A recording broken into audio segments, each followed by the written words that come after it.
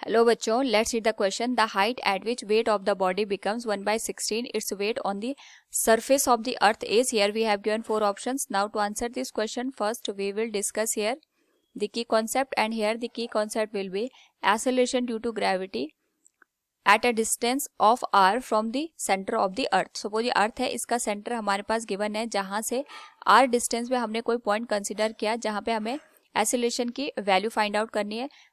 और यहाँ पे अगर हम g की वैल्यू कैलकुलेट करें, इट विल बी गिवन है g into mass of the earth divided by distance square, and here the distance is taken from the centre of the earth. Now question के according हमारे पास यहाँ पे हमें वो height find out करनी है जहाँ पे weight of the body becomes 1/16 of its weight on the surface of the अर्थ. तो सरफेस ऑफ द अर्थ पे अगर हम यहाँ पे बात करें तो जो एक्सेलरेशन की वैल्यू होती है, we can write surface of the earth. Acceleration due to gravity की वैल्यू होगी, दैट विल बी जी. तो जो हमारे पास वेट आ जाएगा सरफेस के ऊपर, दैट विल बी mg.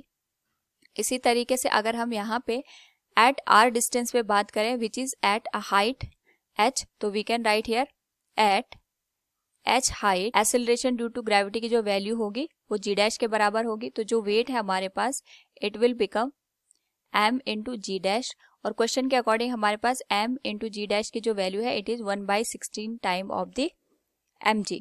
तो क्वेश्चन के अकॉर्डिंग अगर हम यहाँ पे ऑब्जर्व करें तो m से m कैंसिल हो जाएगा. So it will become g dash equals g divided by 16. Value put कर दें तो यह आ जाएगा g into mass of the earth divided by distance, that will become r plus h का whole square, and it can be written है g into m divided by, क्योंकि surface पे हम बात करेंगे तो सेंटर से सरफेस की जो डिस्टेंस होती है वो रेडियस के बराबर होगी. It will be r square into 16. Similar term यहाँ पे कैंसिल हो जाएंगे, so we can write it will be 16 r square equals r plus h का होल स्क्वायर. दोनों साइड का स्क्वायर रूट ले लें तो ये आ जाएगा 4r equals r plus h. यहाँ से जो वैल्यू निकल के आएगी, that will become h equals 3r. So from the given question we can say here the height at which weight of the body becomes 1/16 its weight on the surface of the earth is 3r. Option C will be the right answer. Hope all you understood it. Thank you and best of luck.